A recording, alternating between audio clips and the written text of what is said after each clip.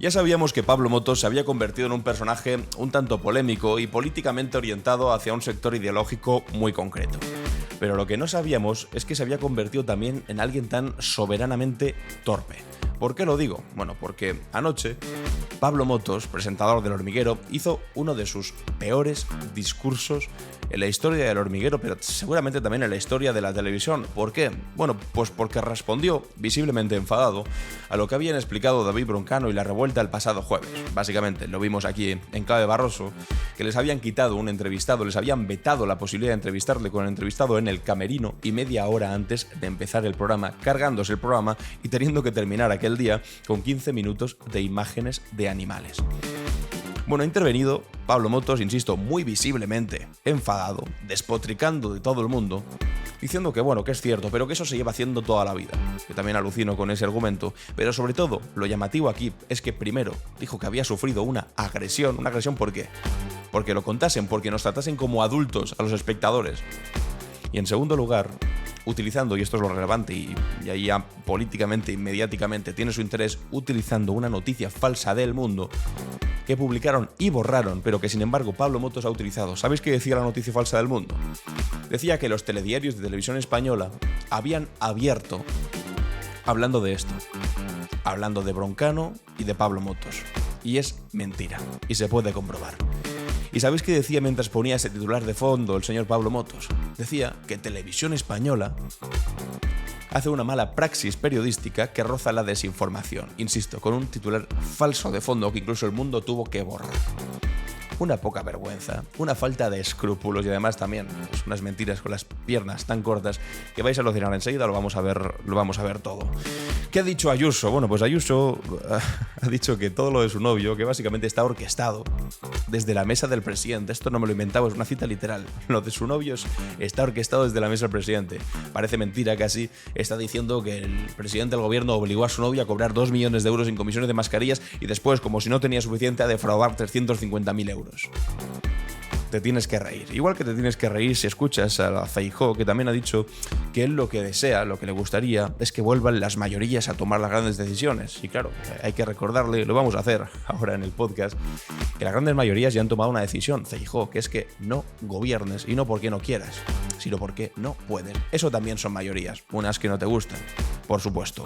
Ya que no os imagináis qué imagen ha salido. Una imagen de Víctor de Aldama, la persona del momento, de la que dice Pablo Motos que no se habla, a pesar de que sí se habla, por supuesto, una fotografía de Aldama con una bandera franquista.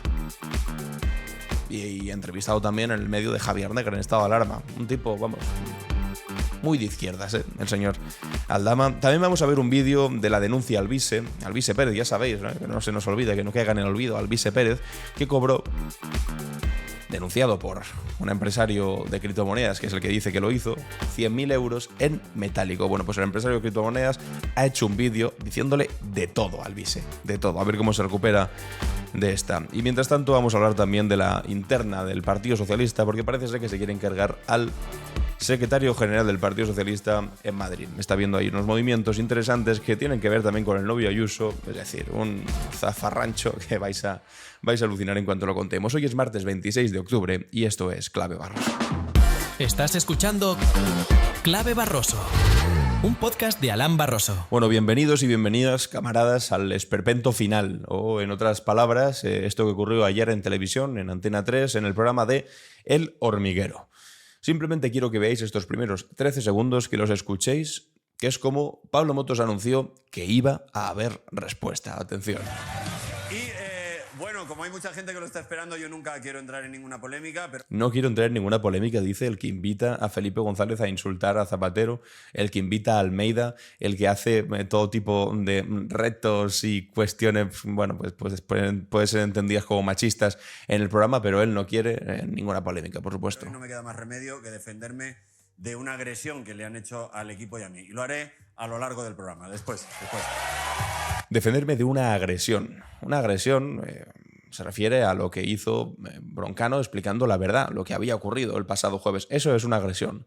que también os digo, lo de utilizar el nombre de agresión para hablar de eso, precisamente en el 25N, que es el día por la eliminación de la violencia contra la mujer. En fin, aquí yo he hecho un resumen en 9 puntos que creo que ilustra bastante bien lo que nos vamos a encontrar a continuación, sobre todo personificado en esta imagen con un titular del Mundo detrás, mientras Pablo Motos intenta decir que todos son desinformadores excepto él.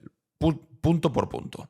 Resumen de lo de Pablo Motos. Primero, Pablo Motos no deja que ningún invitado vaya antes a otros programas. Segundo, si va, lo amenaza, como ocurrió el día jueves pasado con la revuelta y el invitado ganador de la MotoGP. 3. Broncano lo cuenta en directo, que es lo que le pasó. 4. Salen muchas personas a confirmarlo, incluso ex trabajadores del hormiguero. 5. Hoy Pablo Motos dice que ha sido una agresión. 6. Entra en modo conspiranoico diciendo que hay otros intereses contra él, insinuando que es por política. Vais a alucinar con esto. 7. Dice que estas prácticas son lo habitual en periódicos y revistas y que no pasa nada. Claro, como es lo habitual. 8. Ataca a Televisión Española llamándolos desinformadores mientras pone una noticia falsa de El Mundo que fue borrada por ellos mismos hace días. 9. Y cierra sacando pecho por haber logrado un 0,3% de audiencia más que la revuelta el pasado viernes después de reventarles la entrevista y con 15 minutos de imágenes de animales. Que cada uno saque sus propias conclusiones. Este punto final también fue tremendo, diciendo no, pero hemos conseguido ser los más vistos. De hecho, lo pusieron de la siguiente manera, mira, vais a alucinar. A Hugh Grant y a todos los que nos visteis el jueves, porque fuimos el programa más visto del día de todas las... Y pone el programa más visto del día de toda la televisión. Es como, claro, si os cargasteis la entrevista que iba a haber en el otro programa que podía ser el más visto. Pero bueno, cuando las cosas se ponen claras y cada uno pues explica lo que ha ocurrido, pues la audiencia tampoco es tonta. Y en el caso de ayer, pues lo siento mucho por Pablo Motos y por el delirante discurso que vamos a escuchar enseguida, la revuelta bate al hormiguero. Broncano da el golpe de gracia a Pablo Motos en las audiencias. Y es que la revuelta sacó un 17,8% y más de 2,4 millones de espectadores, y el hormiguero sacó un 15,4%. Es decir, no le ganaron por 0,3 décimas en un momento en el que además había animales puestos con música, como ocurrió el jueves pasado y de lo que inexplicablemente saca pecho ahora Pablo Motos, sino que han ganado pues haciendo un programa normal y corriente. Estamos con ganas, ¿no?, de ver qué es lo que ha dicho Pablo Motos. Bueno, antes aquí José Precedo dice: en pleno 25N a Pablo Motos y a su equipo le ha parecido bien presentarse como víctima de una agresión. Luego acusado de Televisión Española de desinformación, mientras detrás de él se proyectaba un titular falso de El Mundo que decía que el telediario había abierto con su veto al motorista. Dice aquí Gloria: es de primero de comunicación saber que la palabra tiene un peso. No puedes utilizar la palabra agresión para referirte a la realidad expuesta por la revuelta y luego utilizar la palabra broma o juego para referiros a vuestras machistadas y cafrerías diarias. Bueno, es que si queremos ver y hablar de agresiones o de machistadas, pues yo creo que hay unas cuantas en el hormiguero que, mira, que es que no tengo ni ganas de verlas porque son bastante lamentables. Este ha sido el discurso que dio Pablo Motos ayer en el hormiguero. En primer lugar, yo quiero pediros perdón a toda la audiencia porque con la que está cayendo en este país, con la confesión de Aldama, con todas las implicaciones del gobierno y con la Dana y toda esta gente desatendida, tener que hablar de la gestión de una entrevista me da un poco de reparo, pero necesito restablecer la verdad. Se habla... Para que veáis, empieza la cosa pues por donde va a seguir, si es que es evidente.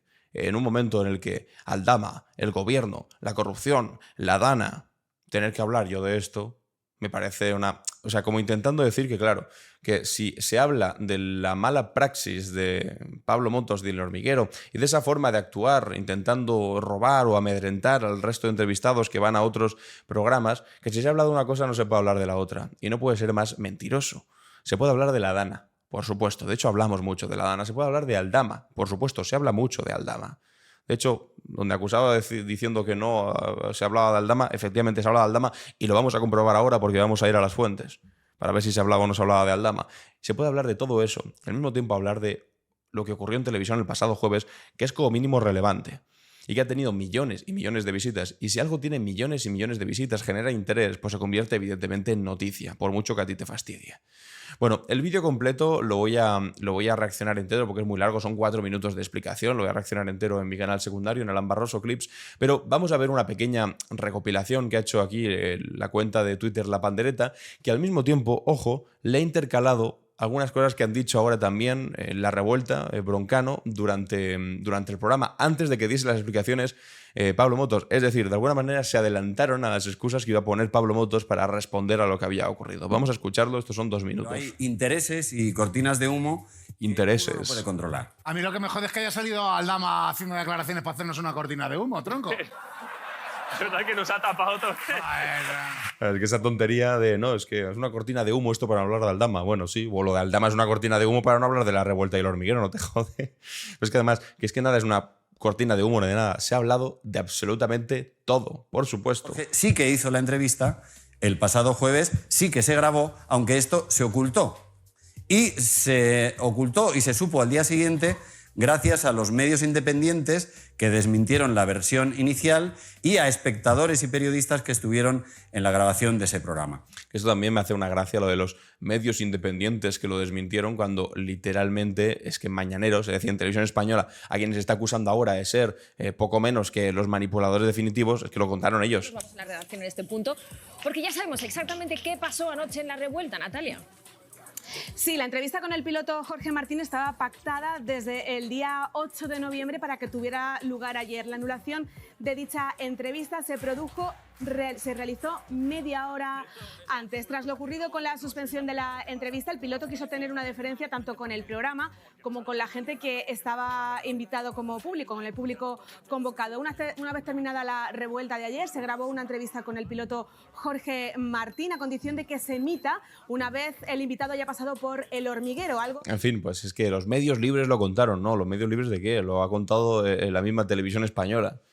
La misma Televisión Española. Pero luego había un par de cosas que han dicho que me ha hecho mucha gracia. Una que han descubierto, que decía, pero si en realidad sí que grabaron la entrevista con Jorge Martín. Y nosotros, pues es que... Lo que no se podía era emitirla. Claro, si grabarla, si no lo hemos ocultado, si grabarla como si me voy a mi casa a grabar con él un podcast. Me viene de lejos, además, él. Grabarla, claro que se puede grabar, lo que no se podía era emitirla, claro. No estaría aquí dando esta explicación de algo que pasa, os lo aseguro, que pasa todos los días en periódicos, revistas, programas de radio y de televisión. Que se caigan los invitados de la agenda es lo más normal en cualquier programa. Hombre, que se caigan los invitados, sí. Que se caigan porque te los vetan o porque llaman a última hora para decirte que no, que si viene a mi programa no puedo ir al tuyo, eso es otra cosa. Y ahí está la destreza de un buen equipo para encontrar una forma de sacarlo adelante decentemente.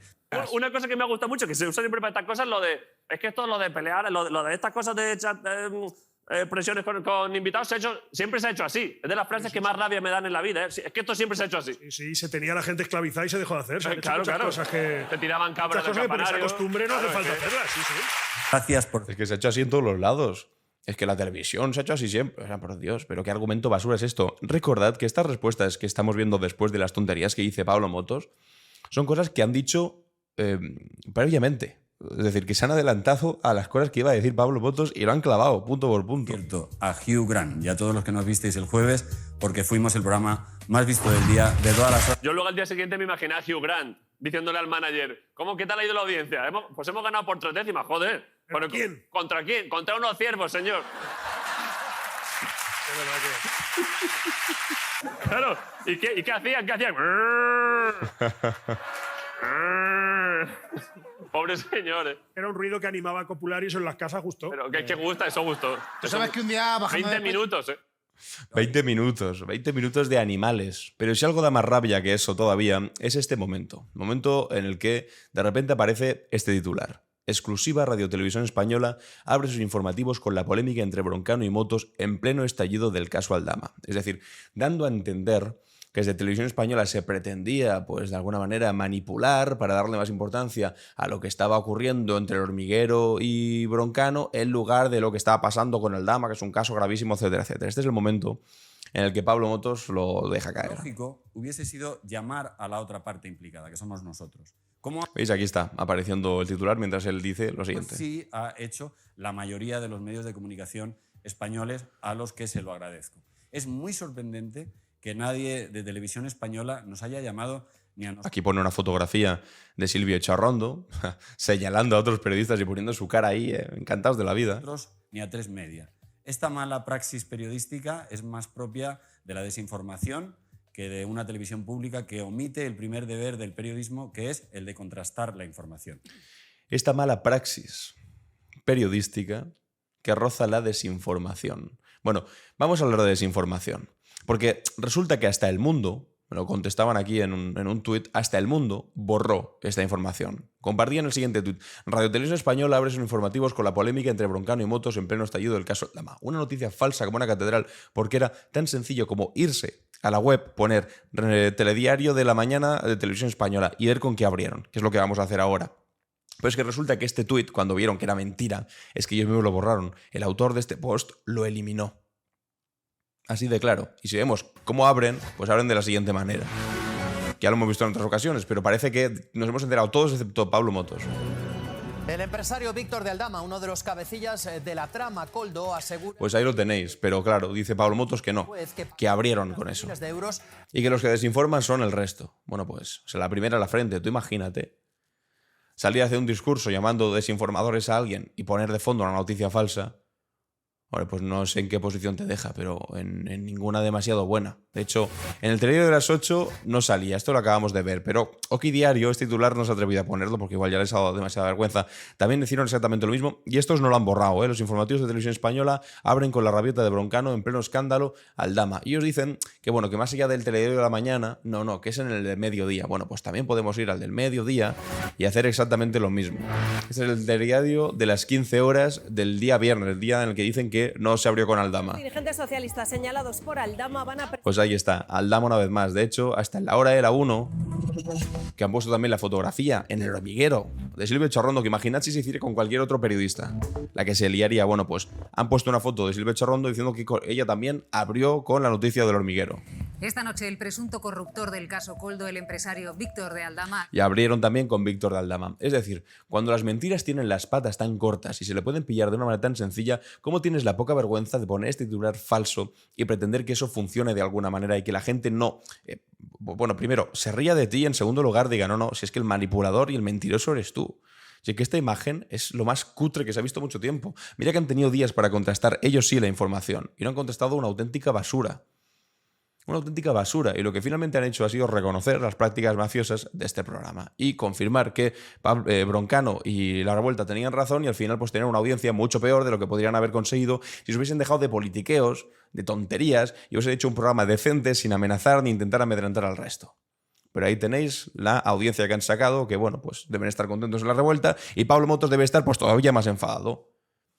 De verdad os digo, no sé cómo se va a recuperar este tipo, reputacionalmente.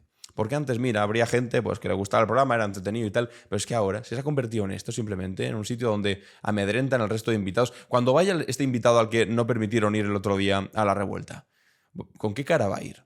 ¿Va a ir contento? No, va a ir pues cabreado por lo que le han hecho hacer y por todo el lío que han montado. Bueno, y este momento también me ha parecido precioso, de lo delirante que es. Atención. Se han hecho y se hacen contra mí de manera continuada pullas de mal gusto, irrespetuosas, camufladas de humor cuando en realidad son ataques.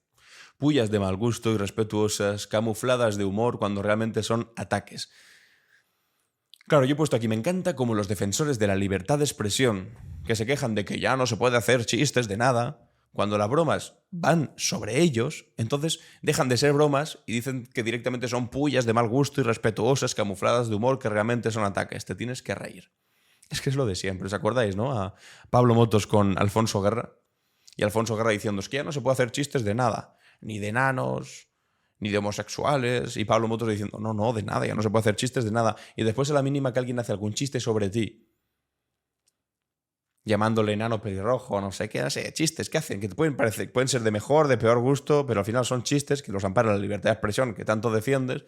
Pero cuando los hacen sobre ti, entonces resulta que son pullas de mal gusto y irrespetuosas camufladas de humor. Eso sí, cuando en el Hormiguero hacen cosas como estas, esto es, vamos, una bromita. ¿Tienes la repetición? De lo más inocente. No, hombre, no. De lo más inocente y maravilloso. Como en la ciencia, cuando... A ver... Poner en cámara lenta cómo se le abre el sujetador, tocándole el culo a una tía aquí, preguntándole a esta... O sea, llevo un vestidazo y lo primero que me pregunta es la ropa interior. Preguntándose la ropa interior.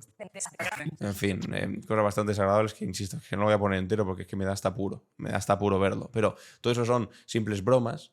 Sin embargo, cuando hacen de ti son pullitas y vamos, que lo que pretenden es hundirte en lo más profundo de todo. ¿Y sabéis por qué aparecía un vídeo de Silvia Charrondo, una foto de Silvia Charrondo señalándola públicamente? Hombre, porque Silvia Charrondo se refirió a Pablo Motos de la siguiente manera. Compañeros del hormiguero. Así no. Así gana cualquiera. Vamos a venir a hacer una competición sana, que es lo que nos mola, lo que nos gusta, competir haciendo televisión, pero eso de las llamadas, Vera. Eso de las llamadas y de actuar de esa manera por detrás, de tapadillo, media hora antes para reventar una entrevista, pues no. Y eso supongo que les enfadara mucho. ¿Esto se dijo en el programa? Por supuesto. Y solo faltaría que no se pudiese decir. Igual que Pablo Motos ha salido en vivo y en directo en El Hormiguero a decir lo que ha dicho. Claro que se puede. Es más, se debe decir. Ser transparente con la audiencia. Lo que no puedes hacer es desinformar de la forma que has hecho tú y además, mientras tanto, diciendo que los que desinforman son los otros, con un titular literalmente de fondo. Bueno, mientras tanto, plataforma de televisión española libre, que son estos que me llamaban a mí dañino y ruin tertuliano, que básicamente es el Partido Popular en televisión española, posicionándose del lado del hormiguero, diciendo David Broncano empieza a pifiarla, se queda sin invitado y le atribuye a un veto del hormiguero. Bueno, si es que lo ha reconocido el propio Motos. Pero después le ha dicho que, bueno, que es lo habitual en televisión, eso de quedarte sin invitado minutos antes. De verdad que esta gente... Bueno, pues hasta aquí el asunto de Pablo Motos. Si queréis saber algo más sobre el tema, porque trae bastante cola, voy a hacer un vídeo monográfico sobre este asunto en mi canal secundario, os he dicho, en Alan Barroso Crips. Pero tenemos que avanzar, porque aquí hay una señora que está pidiendo paso y que quiere que escuchemos el tremendo ridículo de sus últimas declaraciones. Aquí tenemos a Isabel Díaz Ayuso diciendo que el gobierno ha orquestado desde la mesa del presidente un caso contra su pareja, con la que, por cierto, vive en un buen ático. Tenemos a un gobierno, lo venimos denunciando desde hace mucho, que se ha instalado en corrupción, en escándalos y que además, como decía y como venía advirtiendo, han orquestado un caso desde la mesa del presidente del gobierno para intentar destruir a una rival política a través de su novio. O sea, aquí hay dos cosas. La primera, Isabel Díaz Ayuso hablando de sí misma en tercera persona, ¿no? Han intentado destruir a una rival política yendo contra su novio, ¿no? Estás hablando de ti, Ayuso. ¿Qué es este delirio de grandeza, un tanto pocho, de hablar de sí mismo en tercera persona y que aquí no pase nada? Bueno, y lo segundo es que ya el delirio es absoluto, de atreverse a decir que todo lo que ha ocurrido con su novio, es decir, os lo resumo por si alguien se ha olvidado, esos 2 millones de euros que cobró en comisiones por mascarillas y lo peor de la pandemia, esos 350.000 euros que presuntamente defraudó a Hacienda, a pesar de que lo haya reconocido, digo presuntamente, porque después el tipo se enfada y va amenazando con querellas a todo el mundo, resulta que eso es un caso montado por el gobierno. Hombre, pues permíteme que te recuerde, Ayuso, un titular. La pareja de Ayuso propuso asumir 8 meses de cárcel y pagar más de $500.000 para evitar ir a juicio. Raro, ¿no? Como mínimo, que si es todo un caso construido, es todo falso, tu propio novio esté aceptando 8 meses de cárcel, pagar $500.000 y narices, que es que además conocimos la información por parte de su abogado de que asumían que habían cometido delitos de fraude fiscal. Es que ahora solo falta que nos intentes convencer, Ayuso, de que fue el malvado Perro Sánchez, acompañado de una coalición de malvados socialcomunistas bolivarianos, cubanos y norcoreanos, los que obligaron a punta de pistola a tu novio a cobrar 2 millones de euros y no contento con eso defraudar 350.000 euros y también después asumir 8 meses de cárcel. Todo eso es una construcción socialcomunista. De verdad que te tienes que reír con el nivel de esta gente. Es todo lo que estamos viendo. Una utilización de los poderes del Estado cometiendo todo tipo de ilegalidades para intentar destruir al adversario. ¿Eso en cualquier país democrático hace caer al gobierno entero? Sí, de hecho, tiene razón Ayuso. En cualquier país democrático hace caer al gobierno entero. ¿Y sabes por qué lo digo eso? Porque es que en este país ha pasado. Porque un gobierno que utilizaba los recursos del Estado, los recursos de todos para ir contra sus rivales políticos, era el gobierno de M. Rajoy, amiga.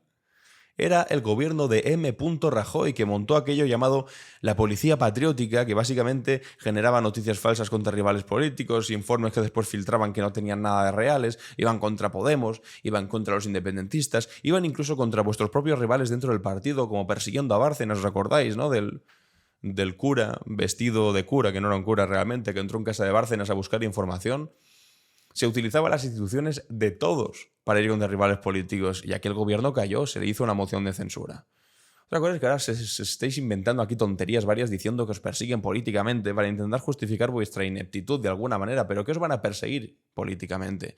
¿Qué van a montar casos? ¿Qué le van a decir a tu novio que cobre 2 millones de euros para hacer esto? Que no Que si convives con un sinvergüenza y además es una cosa habitual, que convives con después a tu novio también le das comisiones. Es raro, ¿no? Que todos los que te rodean sean comisionistas. Esto parece un chiquipark del comisionismo. Pues no es culpa del resto, Ayuso. Ni es un gobierno yendo contra ti. En cualquier otro país del mundo esto no se sostendría más. Eso es motivo de expulsión directa de un gobierno, hacer esto. Y espero que esas consecuencias lleguen cuanto antes, además de todo lo que se ve cada día, que se sigue multiplicando y sigue saliendo y conociéndose sobre los por lo menos 4 o 5 casos de corrupción. 4 o 5, por no decir 7, 8 o 9 o 10 o 1 millón o 2 millones. Y de utilización de los poderes del Estado del gobierno de Sánchez. Y queda claro que todo nace en la mesa del presidente, todo lo orquesta siempre él y su entorno. Bueno, pues ya está. Es que este modo conspiración a mí me alucina. Todo lo orquesta él y su entorno, desde la mesa del presidente. ¿Os imagináis a Pedro Sánchez sentado en su mesa, acariciando lentamente a un gato negro, diciendo ja, ja, ja, ja, qué malo soy? Voy a obligar al novio Ayuso a cobrar 350.000 euros, no, 2 millones de euros y a defraudar a Hacienda 350.000 para así poder atacarla a ella después y que hable de sí misma en tercera persona. Hombre, por Dios. Hombre, por Dios. Que si tu novio es un sinvergüenza, que no se lo achaques al resto. Que si tu novio es un sinvergüenza, que no se lo achaques al presidente del gobierno. Ha cobrado 2 millones porque quería pasta. Y ha defraudado porque quería más pasta todavía. Punto. Ya está. Y mientras tanto, ¿qué dice el señor Feijóo? Pues cosas que la verdad dan cierta lástima. Porque ha intervenido... Creo que es fundamental que en España sean las mayorías las que vuelvan a tomar las grandes decisiones. En un congreso de la UGT ya ha dicho esto que acabáis de escuchar. Es fundamental que las mayorías vuelvan a tomar las grandes decisiones en España. Y querido Alberto, es que te estás confundiendo, porque es que las grandes mayorías ya toman las decisiones en nuestro país. Lo que pasa es que toman decisiones que a ti no te gustan. Evidentemente, preferirías que la gran decisión hubiese sido darte a ti una mayoría absoluta, pero vaya, por lo que sea, esa decisión no se tomó.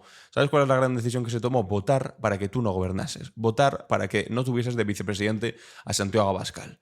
Y eso, aunque tú digas que son minorías perversas que van contra ti, oye, pues mira, pueden ser minoría en tanto en cuanto son distintos partidos. Unos votaron a Esquerra, otros votaron a Junts, otros votaron a Podemos, otros votaron a Sumar. Bueno, no, los votaron juntos, porque iban juntos Sumar y Podemos. Votaron a Sumar Podemos, otros votaron al PSOE, otros votaron al PNV, otros votaron a Compromís, otros votaron a Bildu. Votaron todo tipo de cosas, a Coalición Canaria incluso algunos. Y todos estos votaron a favor del presidente del gobierno Pedro Sánchez con tal de que no gobernases tú. Porque tú antes tuviste un intento de investidura en el que fracasaste y tan solo te votó a favor Vox. Eso no es una gran mayoría. Y la gran mayoría es todos aquellos que votando a distintos partidos decidieron que votaban para que tú no gobernases. ¿Te fastidia? ¿No lo entiendes? Por eso sigues repitiendo de manera un tanto ridícula y sorprendente que lo siga haciendo, que no soy presidente porque no quiero, pero que realmente yo gané las elecciones, que soy la lista más votada, bla, bla, bla, bla. Pero la cosa fundamental es que las mayorías existen. Lo que pasa es que existen en contra de tu criterio, por supuesto. Y por eso, cuando tú tienes que salir a hacer el enésimo llamamiento a una moción de censura pidiendo de una manera un tanto desesperada y ridícula los votos de Puigdemont, pues asumes lo siguiente: no tengo los votos para cambiar al gobierno, pero si alguno de sus socios quieren acabar con todo esto, estoy a disposición para acabar con esta etapa en España. Con todo. No tengo los socios para poder cambiar al gobierno, pero si alguno de los socios quiere acabar con todo esto, que sepa que estoy a disposición para abrir una nueva etapa en nuestro país. Si alguno de los socios quiere acabar con todo esto, guiño, guiño, Puigdemont, por favor, pacta conmigo, a pesar de que estuviese diciendo durante meses y meses y meses, manifestándome en la calle, diciendo que eras un malvado prófugo de la justicia, prácticamente yuxtapuesto a Satán como ente malvado de este mundo. Ahora necesito y quiero, de hecho suplico, tus votos. Bueno, pues así las cosas no funcionan. Puigdemont, y de hecho pues le ha contestado Junts. Dice el Partido Popular que la legislatura ya está muerta. Elena Crespi. Sí, el Partido Popular deja claro que sí se cree las acusaciones de Aldama, asegura que la verdad se está imponiendo y que la situación es ya insostenible. Por eso Feijóo exige la dimisión de Pedro Sánchez, que recuerda llegó para combatir la corrupción y dice ahora está rodeado, y además le insta que lo haga este mismo fin de semana, aprovechando su Congreso Federal del PSOE. Claro, lo que te apetezca, Feijóo. El líder del PP asegura que hay dos bloques que ya no son izquierda y derecha, sino el de la corrupción y el de la honestidad. Hay dos bloques, el de de la corrupción y la honestidad, el del bien y el del mal, el de la oscuridad y el de la luz. Es que de verdad son argumentos tan cutres, tan de preescolar. Y insta a los socios de Sánchez. Los guerreros de la luz y los guerreros de la oscuridad. Cómplices, dicen, de los desmanes del presidente del gobierno. Mensaje dirigido especialmente a Junts y a el PNV, aunque por el momento no ha contactado con ninguno de los dos para una posible moción de censura. Y esta semana, lo decíais, el PP va a apretar en ambas cámaras, especialmente en el Senado, en esa comisión de investigación, con varias sesiones esta semana y por donde van a ir desfilando los ministros María Jesús Montero, Ángel Víctor Torres y Óscar Puente. Pues ya sabemos qué opinan en Junts sobre la posibilidad o no de apoyar esa moción que les pide el Partido Popular. Acaba de hablar con Gemma Nierga, Míriam Nogueras. El Partit Socialista va ser el partit que va començar a fer i es va comprometre a fer allò que durant molts anys va dir que no faria mai.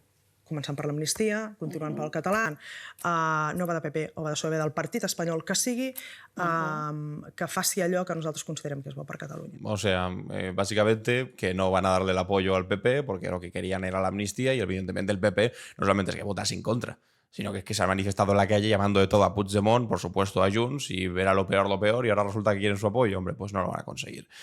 Os decía, Víctor de Aldama. Me ha salido una entrevista en estado de alarma. Mira, EDATV, ¿cómo estás? Muy bien, encantado.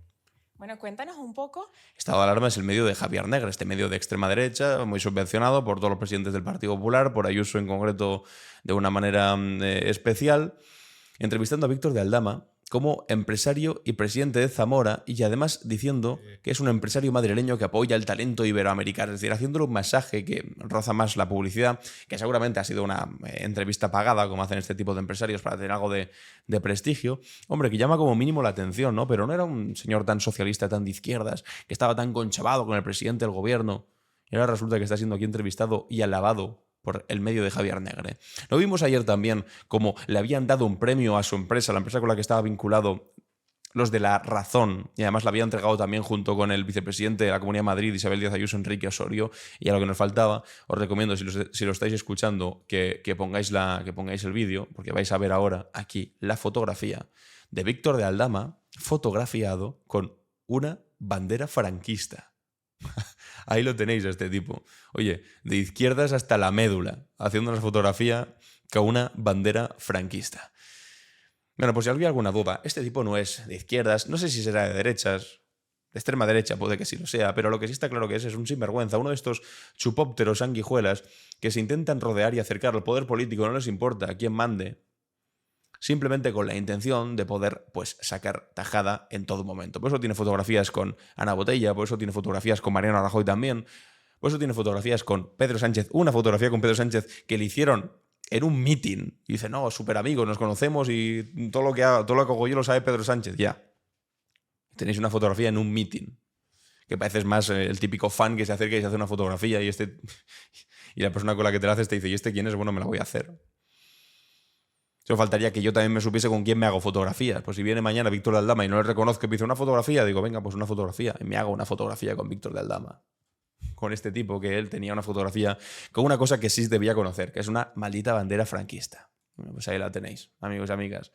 Ha compartido Julián Macías Tobar este vídeo de Crypto Spain. Crypto Spain es el empresario, este empresario un tanto polémico que sale siempre, que va siempre como con esta mascarilla, tapando su identidad, y que fue el que denunció que había dado en efectivo, en metálico, 100.000 euros a Alvise Pérez, que éste le había pedido para financiar su campaña sin que el Tribunal de Cuentas lo pudiese investigar. El tema de Alvise, que es el más mediático y seguro que mucha gente se hace eco de él. Os voy a contar y a relatar lo que pasó ayer. Ayer fui a la Audiencia Nacional, llegamos pronto, vino la de Arangues que no pagó la tasa y por lo tanto no pudo entrar, vino el abogado de Alvise, estuvimos ahí, yo no hablé con él prácticamente nada, entramos y recibí las preguntas del juez, en este caso, Calama, que lo primero que me hizo fue decirme, oye, usted ha denunciado todo esto, se ratifica en esto, y le dice, íntegramente. Íntegramente. Tal cual, íntegramente. Empezó a hacerme algunas preguntas, nada relacionado con el Madrid Invest Club, porque es otro procedimiento, solamente con esta causa, se las respondí todas y pasamos a las preguntas del fiscal. Las preguntas del fiscal se las respondí todas, sin ningún problema. De hecho, una de las preguntas fue, ¿usted ha manipulado los audios o ha entregado cualquier texto modificado? No, en absoluto. De hecho, el teléfono móvil está puesto a disposición del perito desde el primer día en el que se sacó. Nada, cero manipulación. Lo digo porque luego vienen las mentiras. Pero que es que además esto está grabado, que es que no me lo he inventado yo, que está grabado. Entonces, bueno, es así, ¿bien? Después de esto llega la intervención del abogado de... Bueno, básicamente ratifica que efectivamente entregó 100.000 euros en metálico al Alvise Pérez, que hay audios grabados, que van a salir próximamente los audios. Va diciendo por aquí y a ver qué dice Alvise cuando salgan los audios completos. Hay problemas para Alvise Pérez. Los últimos meses, las últimas 4, 5, 6 semanas, pues ha habido, pues bueno, otro tipo de polémicas más importantes que lo de Alvise Pérez, pero no os preocupéis que volverá. Y Alvise Pérez va a tener muy complicado lo de sobreponerse respecto a este asunto. Y como os decía al principio, no le puedo dedicar mucho tiempo porque ya voy muy apurado de tiempo y si no... Este vídeo creo que ya lo voy a subir más tarde porque voy un poco tarde. Bueno, en fin, la maniobra de Lobato de acudir a un notario enreda al gobierno en el caso del fraude fiscal del novio de Ayuso.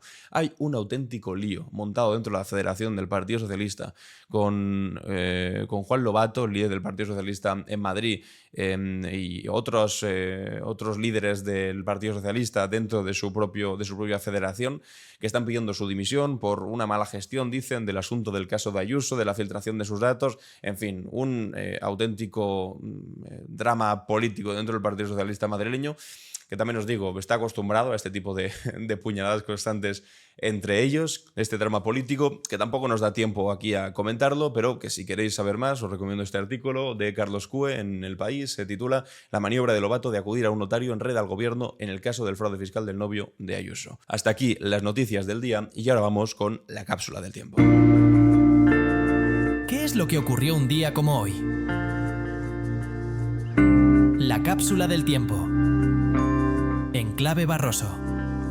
Hoy nuestro viaje nos lleva a un 26 de noviembre de 2006, cuando Ecuador marcó un punto de inflexión en la historia política de América Latina. En esta fecha, Rafael Correa ganaba las elecciones presidenciales, convirtiéndose en uno de los principales exponentes de la llamada Marea Rosa latinoamericana, un periodo en el que varios países de la región apostaron por alternativas al modelo neoliberal. Correa, un economista formado en Bélgica y Estados Unidos, llegó al poder con un discurso que cuestionaba frontalmente las políticas neoliberales que habían dominado Ecuador durante décadas. Su victoria electoral se produjo en un contexto de profunda inestabilidad política. Ecuador había tenido 7 presidentes en apenas 10 años y de descontento social con las políticas de ajuste estructural impuestas por organismos internacionales. La campaña de Correa se centró en promesas audaces y claras: una nueva constitución, la renegociación de la deuda externa y una mayor inversión social. Su lema, la patria ya es de todos, resonó especialmente entre los sectores más desfavorecidos de la sociedad ecuatoriana, particularmente en las comunidades indígenas y los trabajadores urbanos, que habían sido los más afectados por las políticas neoliberales. El gobierno de Correa implementó importantes reformas sociales y económicas, aumentó significativamente el gasto de educación y salud, redujo la pobreza del 37% al 22% y disminuyó la desigualdad social. También renegoció los contratos petroleros para aumentar los ingresos del Estado y llevó a cabo una auditoría de la deuda externa que resultó en la reducción significativa de los pagos. Sin embargo, su gobierno también mostró algunas tendencias centralizadoras que generaron críticas desde la izquierda. Por ejemplo, su relación con los movimientos indígenas y ambientalistas se deterioró significativamente, especialmente debido a la expansión de las industrias extractivas. Viajemos ahora a un día antes, al 25 de noviembre pero del 2016, cuando fallecía en La Habana Fidel Castro, una figura que transformaría la historia de América Latina. Nacido en 1926 en el seno de una familia acomodada de Virán, el joven Castro se formó en los mejores colegios de Santiago y de La Habana, donde pronto desarrolló una conciencia política que lo llevaría a enfrentarse a la dictadura de Fulgencio Batista. Después del fallido asalto al cuartel de Moncada en 1953, donde pronunció aquella famosa frase de «La historia me absolverá», Castro fue exiliado a México. Allí organizó una expedición revolucionaria que a bordo del yate Granma desembarcarían en Cuba en 1956. Y contra todo pronóstico y tras 2 años de guerrillas en Sierra Maestra, el movimiento 26 de julio logró derrocar a Batista, entrando victoriosos en La Habana el 1 de enero de 1959. La revolución cubana, inicialmente de carácter nacionalista y reformista, se radicalizó rápidamente ante la hostilidad de Estados Unidos. Las primeras medidas del gobierno revolucionario, la reforma agraria, la campaña de alfabetización y la nacionalización de empresas extranjeras estratégicas, provocaron una ruptura con Washington que llevaría a Cuba a alinearse finalmente con la Unión Soviética. Bajo el liderazgo de Castro, Cuba logró transformaciones sociales extraordinarias. Erradicó el analfabetismo en apenas un año, estableció un sistema de salud universal reconocido mundialmente y eliminó la pobreza extrema que caracterizaba la Cuba prerevolucionaria. En el plano internacional desarrolló una política exterior activa y solidaria, enviando médicos y maestros a decenas y decenas de países del tercer mundo y apoyando movimientos de liberación en África y en América Latina. Sin embargo, estas conquistas sociales se desarrollaron en un contexto de enorme presión externa. Estados Unidos implementó un bloqueo económico devastador que todavía dura a día de hoy e intentó derrocar al gobierno cubano por todos los medios posibles, desde la invasión de Bahía de Cochinos hasta los más de 600 intentos documentados de asesinato contra Fidel Castro. Esta hostilidad constante, aunque no justifica en absoluto, sí que ayuda a entender el giro autoritario del régimen y su dependencia absoluta de la Unión Soviética, aspectos que marcarían profundamente el desarrollo final de la revolución. La caída del bloque soviético en el 91 sumió a Cuba en una profunda crisis económica, el llamado Período Especial, y a pesar de las dificultades, el gobierno de Castro mantuvo sus programas sociales fundamentales mientras buscaba nuevas formas de supervivencia económica. La resistencia de Cuba en estas circunstancias adversas demostró tanto la resiliencia del proyecto revolucionario como sus contradicciones internas. Retrocedamos ahora hasta el 25 de noviembre de 1911, cuando falleció Paul Lafargue, una figura fundamental del marxismo internacional. Yerno de Karl Marx y revolucionario franco-cubano, Lafargue dejó un legado teórico que sigue siendo sorprendentemente actual, especialmente en su obra El derecho a la pereza. En este texto, publicado originalmente en 1880, Lafargue realizó una crítica mordaz a la ética del trabajo capitalista. En una época en que incluso muchos socialistas glorificaban el trabajo, Lafargue se atrevió a cuestionar la centralidad del trabajo en la vida humana y a defender el derecho al ocio y al tiempo libre. Su argumento principal, que la obsesión capitalista por el trabajo perpetúa la explotación y aliena a los trabajadores, resuena todavía con más fuerza, si cabe, en nuestra era de cultura del trabajo constante, del workaholic, del trabajo precario. Lafargue sostenía que el progreso tecnológico debía liberar a los humanos del trabajo excesivo y no intensificarlo, precisamente. La actualidad de su pensamiento es muy sorprendente, porque en una época donde la automatización y la inteligencia artificial prometen eliminar millones de empleos, sus reflexiones sobre el derecho al ocio y la necesidad de repensar nuestra relación con el trabajo son más relevantes que nunca. Lafargue y su esposa, finalmente Laura Marx, decidieron terminar con su vida en un pacto suicida, considerando que ya habían cumplido su visión en la lucha por el socialismo, y en su nota de suicidio escribió: «Sano de cuerpo y espíritu, me mato antes de que la despiadada vejez me arrebate uno a uno los placeres y las alegrías que la existencia me ha dado y me despoje de mis fuerzas físicas e intelectuales». Y hasta aquí, amigos y amigas, la cápsula del tiempo. Vamos con las preguntas y respuestas. ¿Y tú? ¿Qué opinas?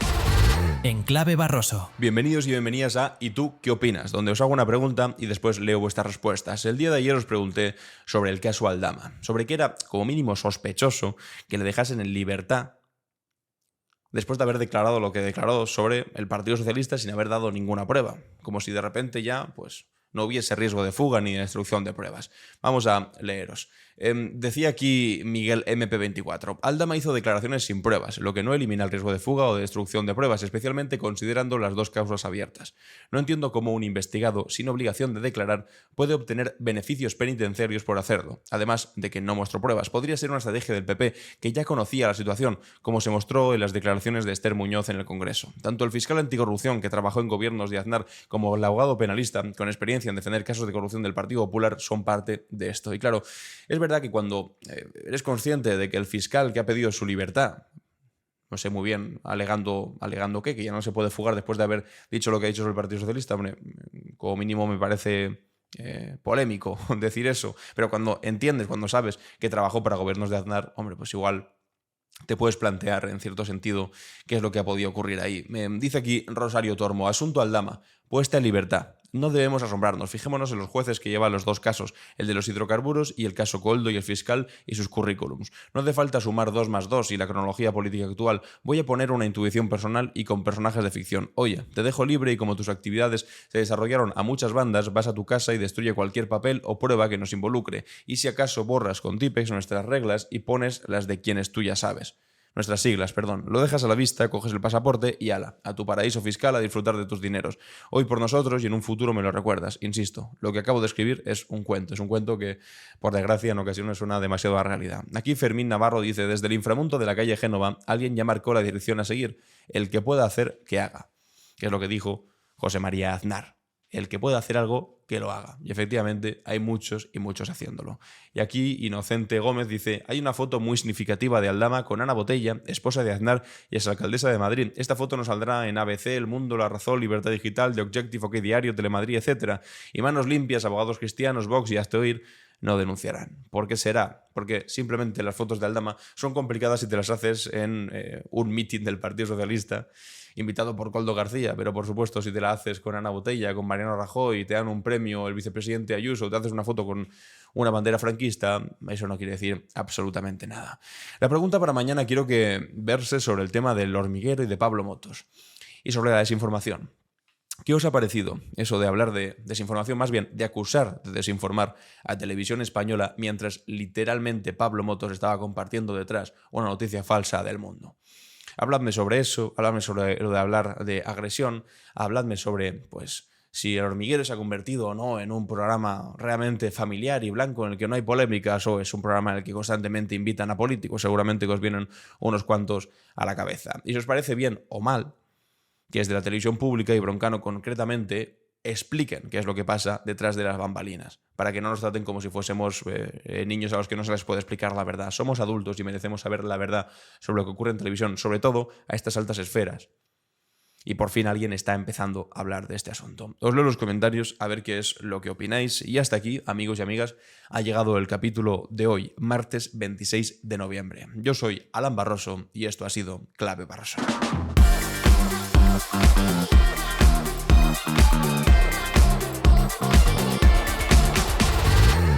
En Clave Barroso.